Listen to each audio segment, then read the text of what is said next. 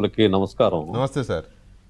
జ జనరల్‌గా ఇంతకు ముందు ఈ ఈ రాజకీయం నేను ఎన్నో సంవత్సరాల నుంచి చూస్తున్నాను.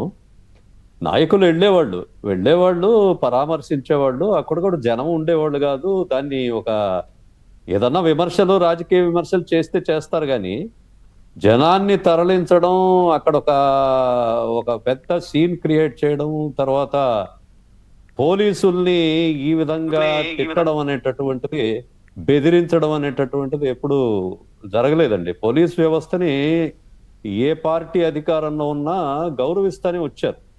ఇండివిడ్యువల్‌గా ఎవరన్నా ఒక ఆఫీసర్, ఒక ఎస్ఐయో, ఒక సీఐయో ఏదన్నా చేస్తే అతన్ని ఏదన్నా చేసేవాళ్ళు గానీ, ఒక వ్యవస్థకి స ఒక బెదిరింపు ఇవ్వడం, ఒక సవాల్ చేయడం ఎప్పుడూ జరగలేదండి. ఇది ఇప్పుడే చూస్తున్నాం ఇటువంటిది. ఇది నిజంగా చాలా దుర్మార్గం, అరాచకం, బరితెగింపు. పోలీస్ వ్యవస్థ నిష్పక్షపాతంగా పనిచేయాలి. ఏ గవర్నమెంట్ అన్నా ఉండనివ్వండి, న్యాయంగా ఏది న్యాయమో, ఏది జరిగిందో ఫ్యాక్ట్ ప్రకారం వెళ్ళి వాళ్ళని దోషులను శిక్షించాల్సినటువంటి అవసరం ఉంది. సో, అటువంటి వ్యవస్థ కూడా బాగా ఈ 5 ఏళ్లలో బాగా నిర్వీర్యం అయిపోయిందండి. రాజకీయ నాయకులకి తాబేదారులుగా పనిచేయడం, ఐపీఎస్ అధికారులను చూసాం మనం. అలాగే ఐఏఎస్ అధికారులు కూడా అలాగే తయారైపోయింది. వ్యవస్థలు అన్నీ కూడా నిర్వీర్యం అయిపోతే సొసైటీలో అరాచకత్వం వచ్చేస్తుందండి. ఎవరు దాన్ని చెక్ చేసేవాళ్ళు ఎవరు? సో, ఇప్పుడు ఈ ఈ వ్యవహారం చూస్తే ఖచ్చితంగా అటువంటి బెదిరింపులు, అటువంటి అరాచకంగా ఏది తిరగబడమని చెప్పడం, ఇటువంటి సహించాల్సినటువంటి అవసరం లేదు గవర్నమెంట్‌కి గాని, పోలీస్ వ్యవస్థకి గాని. ఖచ్చితంగా కేసులు పెట్టాలి. ఎందుకంటే వాళ్ళు రెచ్చగొడుతున్నారు. ఇప్పుడు దీన్ని వదిలేస్తే రేపు అందరూ ఇదే మొదలుపెడతారు. సిఐని, ఎస్ఐలని లేకపోతే డీఎస్పీలని, ఎస్పీలని బట్టలు ఊడదీసి తరం కొడతామంటారు. పోలీస్ స్టేషన్ల మీదకి దాడులకెళ్తారు. దీన్ని వదిలిపెట్టకూడదండి. ఖచ్చితంగా ఎఫ్ఐఆర్‌లు కట్టాలి. మీరు అరెస్ట్ చేస్తారో, చేయకపోతారో అది పక్కన విషయం. అట్లీస్ట్ 41A నోటీస్ అన్నా ఇచ్చి వాళ్ళని పిలిపించాలి. ఒక కేసులు పెట్టాలి. కేసులు పెట్టకుండా అంతకుముందు ఒక ఎస్పీనే సప్త సముద్రాల అవతల ఉంటే కూడా లాక్కొస్తానన్న.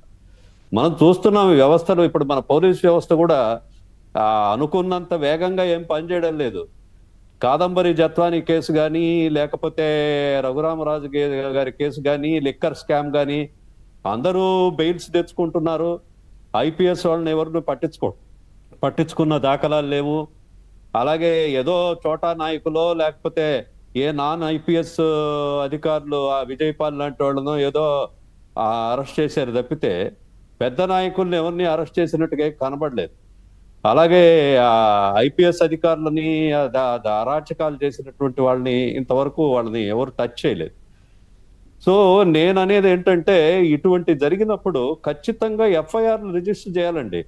అట్లీస్ట్ అది సెడిషన్ కేసులని అంతకుముందు పెట్టారు, ఆ రాజద్రోహం కేసులని. ఆ 124A తర్వాత ఇప్పుడు 152 అనుకుంటాను బిఎన్ఎస్ లో. అట్లాంటి కేసులు అట్రాక్ట్ అవుతాయి. ఎందుకంటే ఒక సబ్వర్సివ్ యాక్టివిటీస్ ని ఇన్సైట్ చేయడం. ఖచ్చితంగా దీని మీద మరి పోలీస్ వ్యవస్థ కానీ, గవర్నమెంట్ లో ఉండేటటువంటి పెద్దలు కూడా ఆలోచించాలి. ఇది ఇలా వదిలేస్తే ప్రతి ఒక్కడు బెదిరిస్తాడు. మొన్న మధ్య ఏదో నెల్లూరు జిల్లాలో కూడా విన్నాను, ఒక మాజీ మంత్రి పోలీసులు గుడ్డలు ఉడదీస్తాను, పరిగెత్తిస్తాను అని అనడం కూడా చూశాను. వదిలేశారు. మరి అట్లాంటి కేసులన్నీ కూడా ఏం పట్టించుకోవడం లేదు. ఇది చాలా సీరియస్ అండి. ఇది పోలీసులు మనస్థైర్యం దెబ్బతింటుంది. మొదలే పోలీస్ వ్యవస్థ నత్తనడకన నడుస్తుంది ఇప్పుడు. సరైనటువంటి ఈయన వ్యవహార ధోరణి కానీ, ఈయన పార్టీలో కొంతమంది నాయకుల ధోరణి కానీ చూస్తుంటే ఏదో ఒక ఉద్దేశపూర్వకంగానే, వ్యూహాత్మకంగానే శాంతి భద్రతల సమస్య సృష్టించాలనే ఒక లక్ష్యంతో పనిచేస్తున్నట్టుగా కనపడుతోంది.